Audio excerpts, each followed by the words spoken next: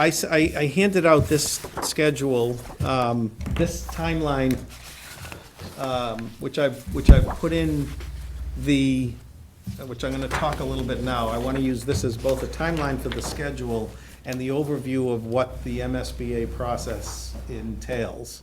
And I will tell you from somebody who was working with them when they started in 2004 and have seen them develop it, this process that they use is actually used now by a lot of higher ed institutions and people that don't need to use it because it's actually proven to become a pretty effective way to develop a large-scale capital project.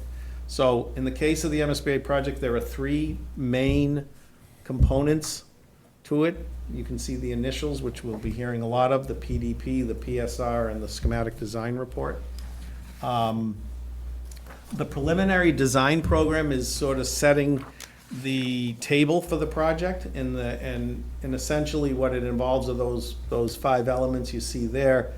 The ed program, which is something that we will actually try to get a jump on prior to the designer becoming involved in the project, is essentially the administration and both the central administration and the high school putting their thoughts about what a project needs to do educationally, for a whole bunch of different aspects of it, not just the education, but how kids are brought into the building, how they, in the case of a high school, how parking works, how the athletic program works, how scheduling works. It's about a 50 to 60 page document. We'll work a lot around that, and we have some real good examples, but every ed program is different, what you emphasize and how you do your teaching methodology.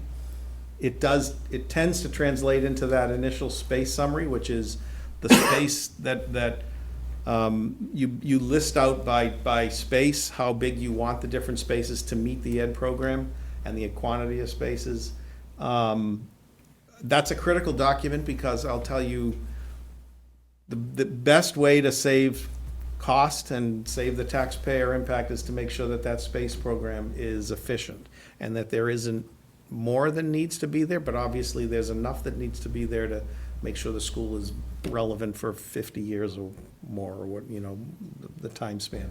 And by the way, whenever we do projects in the MSBA, you have to be prepared for an expansion, so we have to show them how you would expand it if you do that 20, 30 years from now, hopefully. Then also in the preliminary design program is the evaluation of existing conditions and facilities, an analysis of the site requirements, which largely relate to parking and athletic fields, et cetera.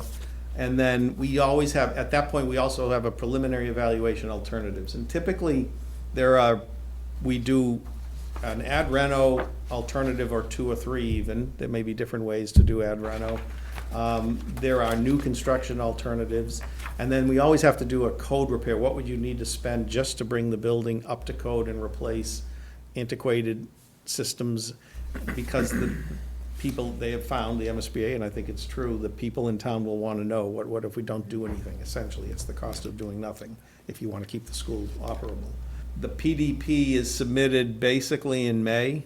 That is submitted, and there's no board action. That's just, we work with staff to make sure that it's acceptable to them, but it is what they use to sort of step into the next stage, which is the preferred schematic report. And that is a very important step that doesn't involve the town voting on the project, but basically sets the project that they're going to vote on several months later.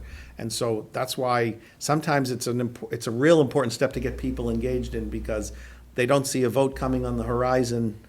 It's a real, that's an effort to make sure we get people to pay attention at that point. The schematic report essentially results in that preferred solution at the bottom. That's what we are going to actually build. We will have a budget at that point. It won't be the budget that the town votes on because it isn't developed at that point, the design at all.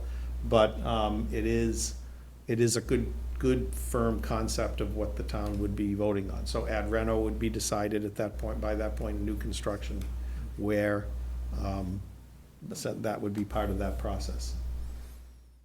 And then once the board votes, and we would, we get a signal whether it's acceptable by the staff before that, but once the board votes, we move into the schematic design phase.